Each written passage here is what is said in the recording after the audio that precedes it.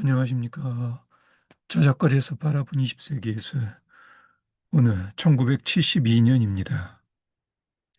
탈코프스키의 솔라리스와 베리만의 속삭임과 외침이 1972년에 미국 오키나와에서 철수하고요. 실로는 스리랑카로 독립합니다. 미넨 올림픽에서 11명의 이스라엘 선수단이 테러에 희생되네요. 그리고 닉슨 마오쩌둥 회담이 성사됩니다. 1972년 바티칸 성 베드로 대성전에 있는 미켈란젤로가 1499년에 완성한 조각 피에타가 스스로 자신을 예수라 생각한 헝가리 지질학자 토트 라줄로에 의해 크게 훼손되는 사건이 벌어집니다. 라줄로는 신의 아들 예수에게는 어머니가 있을 수 없다고 생각해서 십자가에서 내려진 예수의 몸을 품으며 슬퍼하는 마리아상을 망치로 공격한 사건이죠. 5개월에 걸쳐 부서져 나간 100여 조각을 다시 붙여 복원에 성공한 피에타는 지금은 방탄유리에 의해 보호받고 있습니다. 일종의 호의 미술을 표방한 일군의 네덜란드 화가들이 피에타가 습격당하는 순간을 포착해 그린 그림이 남아 있는데 아쉽게도 인터넷에서 이 그림을 볼 수는 없었네요. 그래서 여러분에게 소개할 수는 없습니다.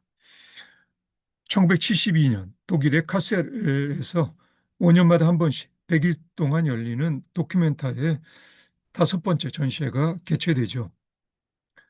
앞에서 언급한 게르치의 메디치를 위시해서 일군의 극사실주의 미술가들의 작품들과 설치 해프닝 퍼포먼스, 개념, 팝, 키네틱, 미니멀리즘 등 전 세계에서 모인 200여 명이 넘는 미술가들의 다양한 작업들이 전시됩니다.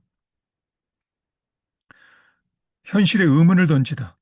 오늘날의 회화세계란 주제를 내걸었던 전시회였던 만큼 전시회라는 형태 자체를 포함해 현대미술이 21세기로 나아가는 노정에 중요한 의미가 내포되었던 전시회라는 평가를 받는 그런 전시회입니다.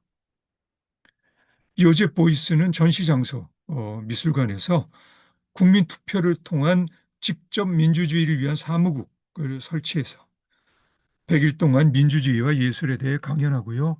관객들과 토론하는 이를테면 액션 아트를 시도합니다. 한편 폴란드 미술가 피오트르 코발스키는 관객들이 함께 참여할 수 있는 네온 아트를 선보이죠.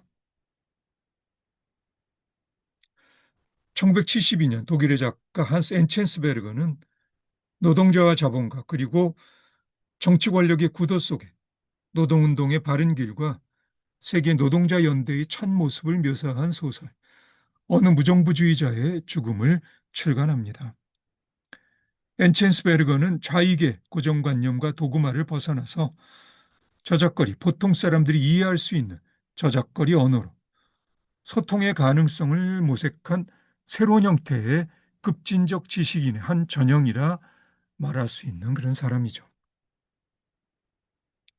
그리고 그런 실천적 작업의 하나로 그는 1999년 10살 정도의 아이들이 즐겁게 읽을 수 있는 수학 길라잡이 책, 수학 귀신을 펴내기도 합니다.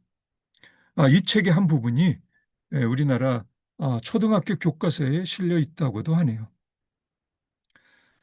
저작거리에서의 소통이란 점에서 엔첸스베르그와 비슷한 입장을 취한 이탈리아 작가 다리오 포는 1970년 희곡 어느 무정부주의자의 우연한 죽음을 발표합니다. 1969년 밀라노에서 실제로 벌어진 사건을 배경으로 한 이 작품에서 그는 정치와 경찰과 정치 권력의 허위 진술에 의한 사법살인과 언론 매체의 허울뿐인 작용이라는 주제를 이탈리아 저작거리의 희극 양식인 코메디아 델라르테의 전통을 따라서 풍자적으로 관객들에게 전달합니다. 공연에서 이 작품에는 관객의 선택에 따른 두 개의 엔딩이 있죠. 여러분, 이제 두 개의 결말이 있어요. 하나는 아무 일도 없었다는 듯 끝나고요. 다른 하나는 위선의 탑을 무너뜨리는 것이랍니다. 이 연극의 마지막 대사는 평소에 한쪽 발은 무대에 다른 쪽 발은 무덤에 걸쳐놓고 산다던 다리오포의 말과 다름이 없을 듯 싶고요. 그러니 나는 계속 미친 척 할 겁니다. 진실을 말하기 위해 내가 할 수 있는 가장 정직한 방식으로. 네, 다리오포는 1977년 노벨 문학상을 수상하죠. 1972년 소련의 영화 감독 안드레이 타르콥스키는 폴란드의 작가 스타니스와프 렘의 1961년 원작을 영화화한 솔라리스를 발표합니다. 소련 정치 권력의 억압으로 힘들게 작업하던 타르콥스키의 작업들은 저작거리 보통 사람이 나의 감수성에 쉽게 다가가기는 어려운 압축적이라는 의미에서 시적 성격이 두드러진 의미 전달이지만 솔라리스는 그래도 1979년 잡입자와 함께 내게 인상적으로 와닿았던 작품입니다. 잠입자와 함께 내게 인상적으로 와닿았던 작품입니다. 이 두 작품들이 다 원작 소설이 있는 SF적 성격의 작업이라 그러기도 했겠지만 어쨌든 솔라리스는 나에게 다가가기 어려웠던 1983년 작품 노스탈지아나 1986년 작품 희생에 다가갈 수 있는 작은 실마리를 던져준 작품이라 할 수 있을 겁니다. 노스타지아를 발표한 1983년은 타르콥스키가 소련을 떠나 가족과 헤어진 채로 망명 생활을 선택한 해입니다. 한편 희생을 발표한 1986년은 치명적인 암을 선고받아 죽음을 눈앞에 두고 있던 해였고요. 그리고 솔라리스, 노스탈지아, 희생을 마음속에서 되새김질하며 나에게 떠오른 표현은 윤리적 고립감입니다. 솔직히 이 표현은 20세기 현대예술 전반에 걸쳐 물론 앞에서 언급한 엔젠스베르거나 다리오포 아니면 우리나라의 한강이라는 작가의 경우는 다르겠지만 적지 않은 작가들의 작품들에도 해당될 듯 싶습니다. 가령 1978년 노벨문학상을 수상한 폴란드 태생 미국의 유대계 작가 아이잭 바셰비싱어의 작품들을 염두에 두고 하는 말입니다. 싱어는 평생 동구권 유대인의 언어인 이디시어로 작품을 집필한 작가이죠. 그가 1972년에 영어로 번역해 출간한 소설 원수들, 사랑 이야기에 나오는 두 문장을 인터넷에서 누군가가 올려놨는데 내 생각에 윤리적 고립감의 핵심적인 문장들이라 할 수 있습니다. 한 문장은 이렇습니다. 동물을 대하는 태도에서는 모든 인간이 낫지라는 생각이었다. 인간이 다른 동물들을 마음대로 다루면서 잘난 체하는 모습은 차별주의적 성향의 가장 극단적인 예가 아닐 수 없다. 그것은 힘이 곧 정의라는 사고방식이다. 라는 문장입니다. 그리고 다른 한 문장은 이렇습니다. 나는 똥물 속에 빠져버렸다. 내가 바로 똥이다. 탈출할 방법이 없다. 라는 문장입니다. 앞 문장은 나와 남들의 관계 속에서 야기되는 윤리적 고립감이고요.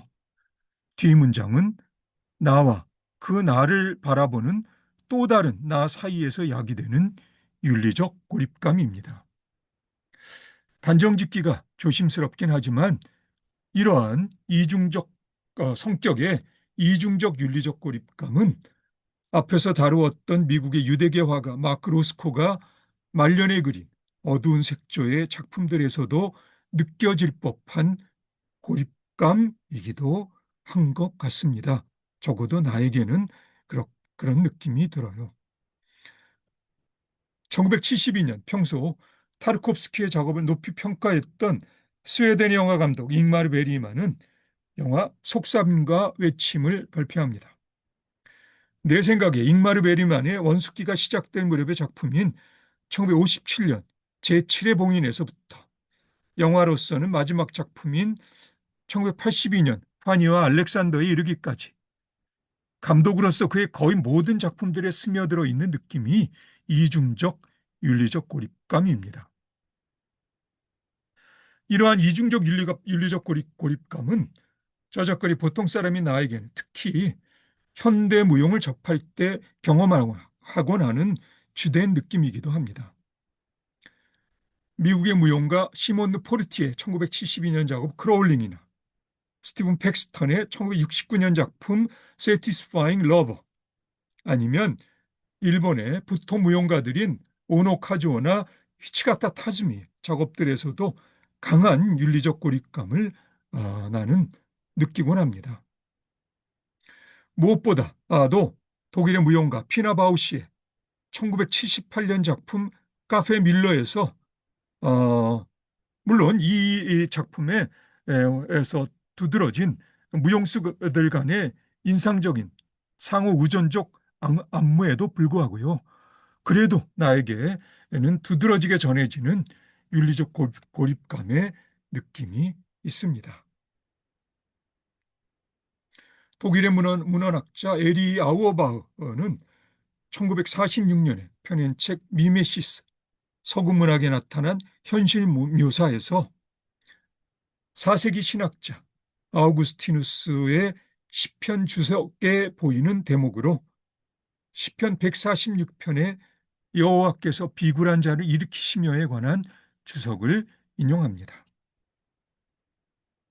사람의 목소리여 조용하라. 사람의 생각이여 쉬어라. 이해하기 어려운 것을 파악하려 함에 있어 이해력은 미치지 않는다. 동참이 필요한 것이다. 나는 이 구절을 작업의 행간에서 윤리적 고립감이 느껴지는 이 세상의 모든 예술가들에게 바치고 싶습니다. 다시 한번 읽을까요? 사람의 목소리여 조용하라. 사람의 생각이여 쉬어라. 이해하기 어려운 것을 파악하려 함에 있어 이해력은 미치지 않는다. 동참이 필요한 것이다.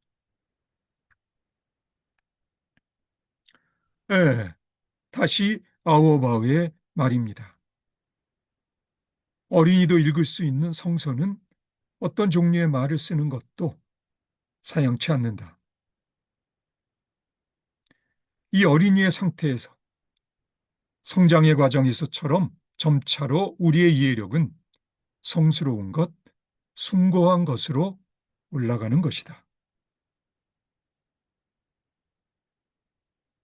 자, 여기 앞에서 언급했던 이 구절은 신비적 요소와 소유에 동참하려는 구체적이고 감각적인 요구,